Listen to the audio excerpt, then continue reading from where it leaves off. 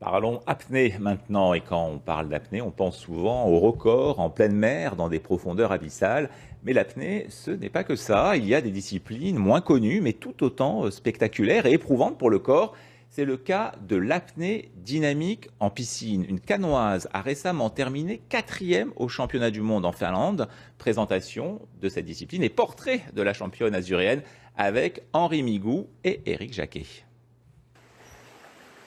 C'était au début du mois de juillet dernier à Turku, au sud de la Finlande. Déjà championne de France en mai dernier à Chartres, Lydia Aurel allait améliorer encore son record personnel, 165 mètres en apnée dynamique sans palme. Respire, pince-nez, mets pas la tête dans l'eau. Le signe.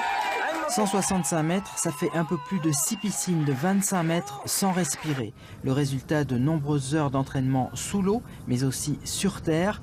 L'apnée, c'est un travail sur soi et le fruit d'un développement personnel. Dans ma pratique de l'apnée, il y a l'entraînement sportif et à côté, il y a aussi tout ce qui est visualisation, sophrologie, travail de préparation mentale.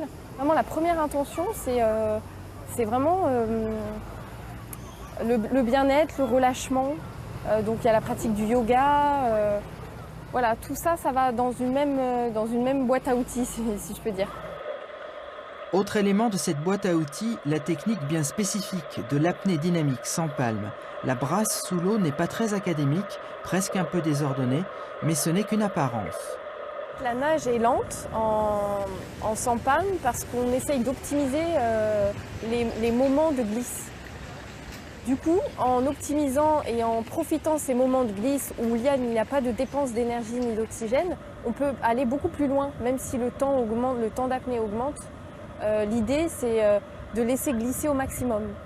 C'est pour ça qu'en regardant quelqu'un nager en apnée dynamique sans palme, on a l'impression qu'il nage très lentement et qu'il n'avance pas forcément, mais en réalité, il est en train de profiter de sa glisse. Lydia Aurel participera à un hommage à Jacques Mayol à La Ciotat en octobre. Ensuite, il y aura les championnats d'Europe l'année prochaine. L'objectif, c'est de se rapprocher du record du monde qui est de 185 mètres et puis faire connaître cette discipline qui compte déjà près de 5000 licenciés en France.